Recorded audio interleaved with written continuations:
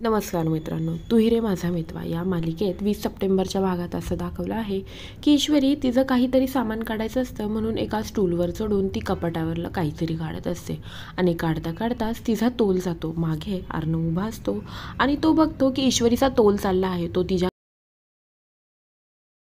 आणि तिला त्याच्या हातात पकडतो आणि असं पकडल्यानंतर आता ईश्वरी अर्णवच्या दोन्ही हातात म्हणजेच मिठीत असते. तेव्हा ईश्वरी हे सगळं असं पाहून जरा अनकम्फर्टेबल होते आणि ती बोलते की सोडा मला असं बोलल्यानंतर अर्णव आहे या कंडिशनमध्ये तिला सोडून देतो. तिला सोडून दिल्यानंतर ती डायरेक्ट जमिनीवर कोसळते. असं झाल्यानंतर आता ईश्वरीला लागलेलं असतं, कारण की अर्णवनी खाली न वागता आहे या पोझिशनमध्येच तिला खाली सोडून दिलेलं असतं आणि ती धपक्याने खाली पडून जाते. आणि तेव्हा ईश्वरी म्हणते आई ग असं बोलून ईश्वरीला आता थोडं का होईना पण लागलं.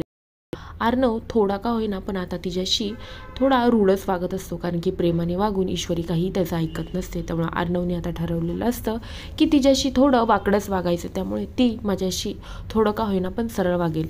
इतक्या दिवस मी तिच्याशी चांगलं बोलायचा प्रयत्न करत होतो पण ती मला बिलकुलच माझ्याशी चांगलं वागत नव्हते. पण आता मी जराशी तिच्याशी नीट नाही वागलं तर असा अंदाज आहे की ती माझ्याशी नीट वागेल. आणि अर्णव असंच करतो.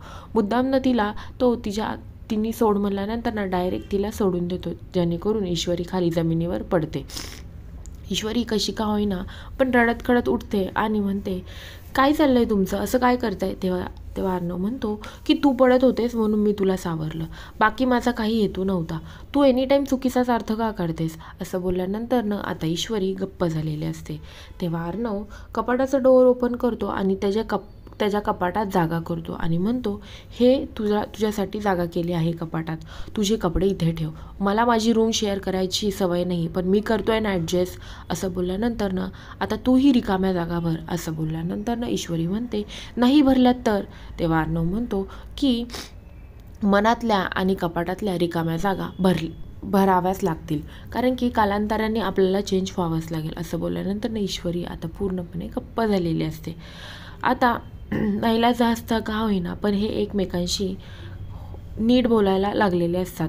तेव्हा अर्णवने आता वाकडा मार्ग निवडलेला असतो ईश्वरीशी वागायचा, कारण की इतक्या दिवस तो तिच्याशी पूर्णपणे चांगला वागत असतो. तेव्हा ईश्वरी त्याला बिलकुलच भाव देत नसते. आता वाकडं का होईना पण ईश्वरी त्याचं म्हणणं ऐकायला रेडी झालेली असते. ईश्वरी तिचे कपडे अर्णवच्या कपाटात ठेवायला तयार असते.